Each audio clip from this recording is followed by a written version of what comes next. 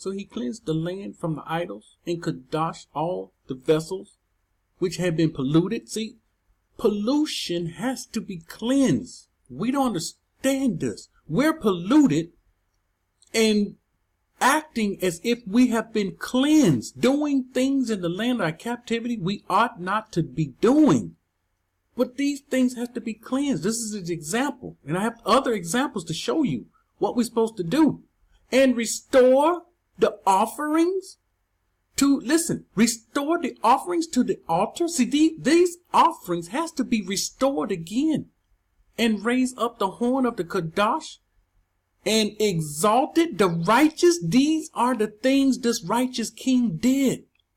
He exalted the righteous. Right now, the righteous is underfoot.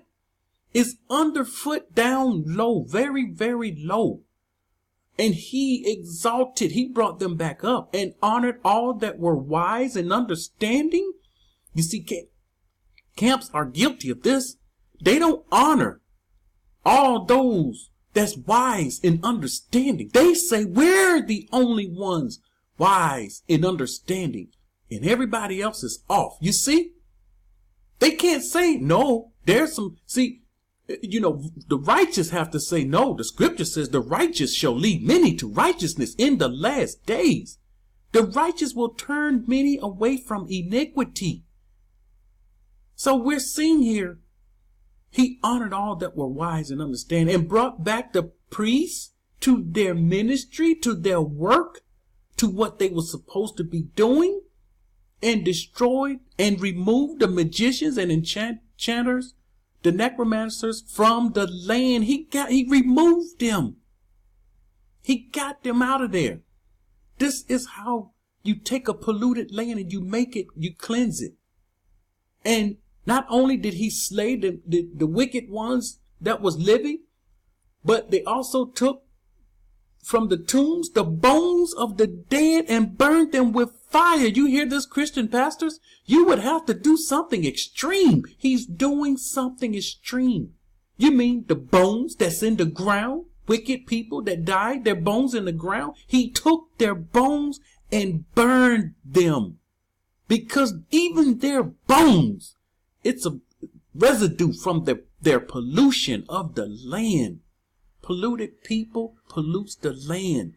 And this is how you end up with a polluted land and a polluted people. They go together. You can't have one without the other. And the righteous should not want to be in the midst of this mess. They go together. You can't, that's my point. You can't be righteous in a polluted land.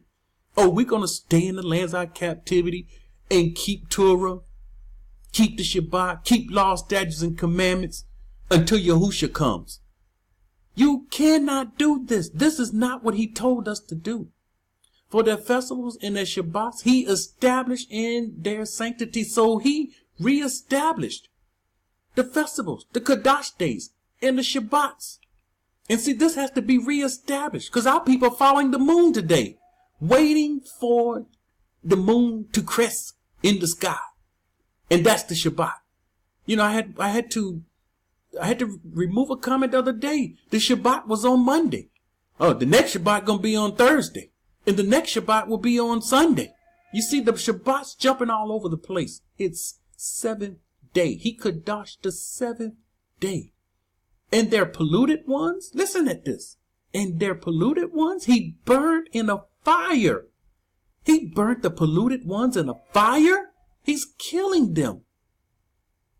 And the lying prophets, here we go. Here we go. The prophesied lie. This is from the Message, prophesied lie. And the lying prophets, which deceive the people. Listen up. Pay close attention. I don't think I brought this one out. These also he burned in the fire. He burned them in the fire. Now pay close attention to the next part. And the people who listened to them, when they were living, he cast them into the brook of Kidron and heaped stones upon them. So these people that's listening to these false prophets, these teachers of lies, if you're listening to Babylonian teachers, Whatever fate comes to them, it comes to you. You have to understand this.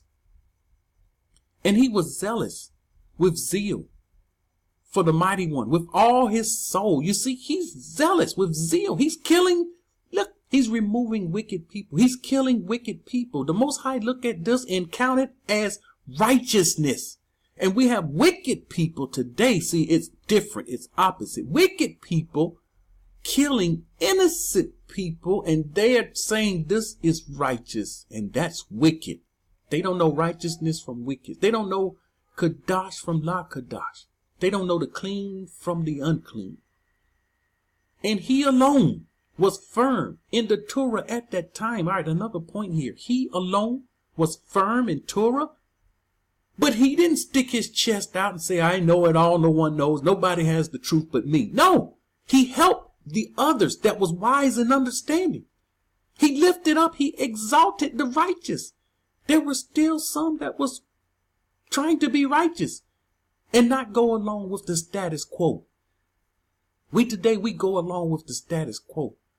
Iniquity has become normal. It's normalized. It's nothing abominable. It's not detestable. And so we accept it.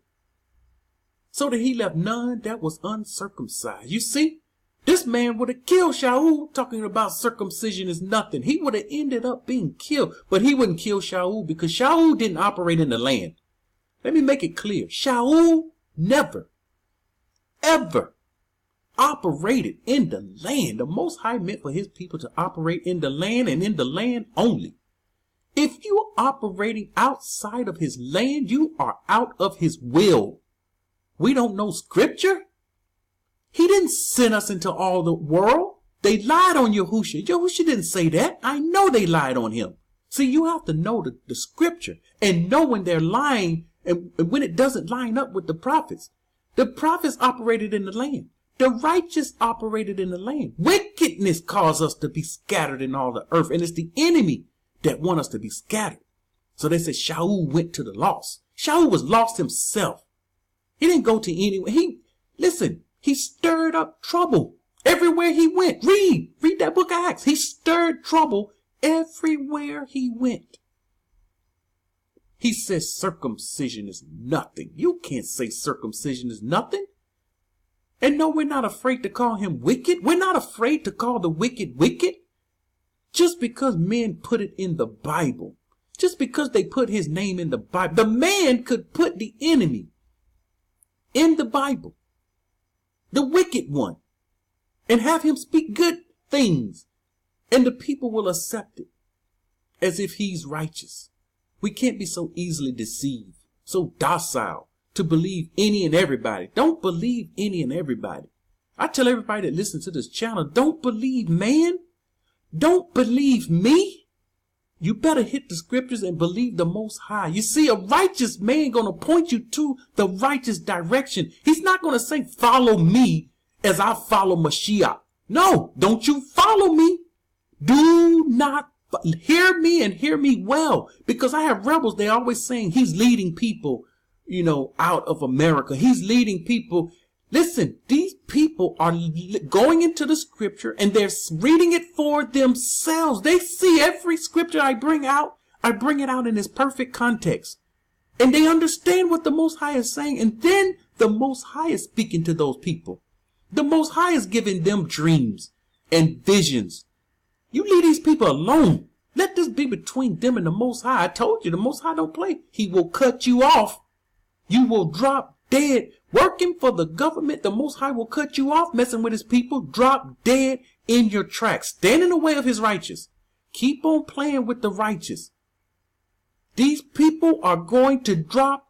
They already, I'm not saying they're going to. The church is always saying such and such going to happen. This coming. Get ready, get ready. This stuff is happening. I gave you past news. This man dropped dead 3 years. I think it's been 2-3 years ago. He dropped dead. So you better be careful. It's happening. You need to be aware of it. You don't see it. You didn't see him drop dead. I didn't see him drop dead. But I was told by my family member that was there. So be careful not to drop dead, breathing your last drop. breathing your last breath because you stood in the way of a righteous one. You had a righteous leading another righteous to righteousness, and you stood in the way. That will be your testimony in Shaul.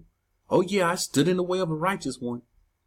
And there's a group, there's a room full of them. We stood in the way of the righteous one and we dropped dead. So verse 5, and he was zealous.